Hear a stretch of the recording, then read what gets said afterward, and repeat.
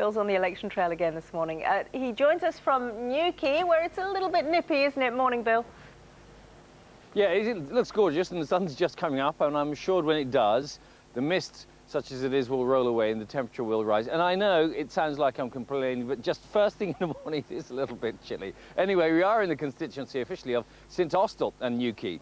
And it's one of the new constituencies formed after the recent boundary changes. It's also one of the Lib Dem bases that the Conservatives are hoping to win off them, but they have a bit of a mountain to climb because it's a long way for them to go. Let's give you a look then at the wider picture here in the southwest. There were 20 seats contested in the last general election in 2005, and at that time the Liberal Democrats won 10 of those, placing them firmly in first place. Behind them in second place were the Conservatives. They won in 6 seats. And then some way back in third place, they've never done very well in this region, Labour with 4 seats. So it's a different region with different demands and different concerns for the people who live here, as we've been finding out. Newquay, Cornwall, sunshine and surf. Would anyone want to change much on a day like this? Well, in a sense, the Liberal Democrats and the Conservatives would. Well, they wouldn't want to change this, of course, but change is one of the big buzzwords of both of their campaigns as they battle for dominance here in the southwest. What, though, do people who actually live here want to see done differently? Chris Thomson says he'd hire more staff at his surfing school here if only something could be done about tax. We've got the capacity to grow. For instance, we've got another couple of positions coming up, but when you look at how much tax it's going to be taken from their wages, the incentive's not there to employ more people. Nigel Tarrant's family have run a hotel here for 40 years. He wants to see more opportunities for young people. We'd like to see the young people of the town not moving away to find employment, but actually staying in Newquay, enabling themselves to find proper employment to sustain them all year round and to stay in this beautiful town. Steve Slade devises and sells quizzes for a living. His big question now, getting climate change to the top of the agenda and wind and wave power used in Newquay.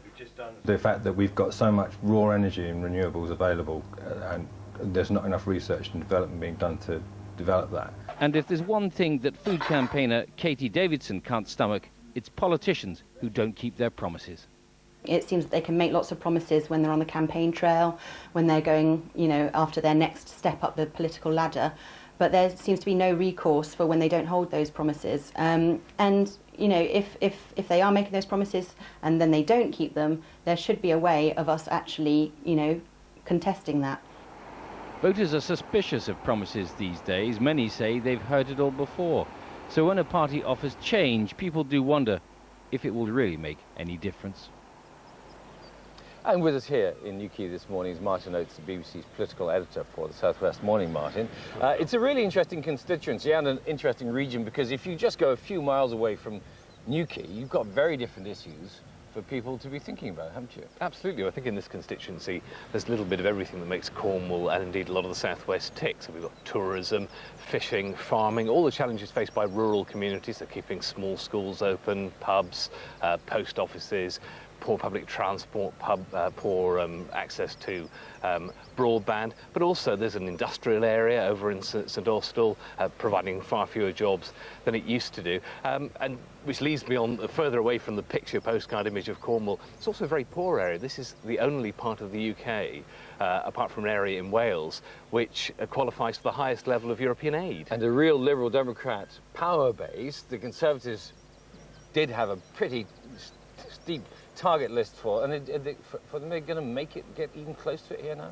Well, very difficult to say. What they need, the scale of the challenge is enormous. If we go back less than 20 years to the eve of the '92 election, only 3 seats in the whole region weren't held by Conservatives: Truro, Plymouth, Devonport and Yeovil. So they need to take half the seats in the region in addition to them they've got already, which they made no bones would be a huge challenge. So if the Clegg effect does click in and makes the Liberal Democrats even more difficult to shift, it will be formidable.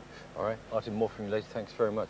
One of the big issues here in Newquay is antisocial behaviour, binge drinking, a lot of young people coming here during the summertime, and it's something we're going to be looking at later. It'll also be doubtless cropping up in the town hall debate taking place here in Newquay at midday, which you'll be able to see on the news channel. More from me later. Thank you very much, Bill. See you then.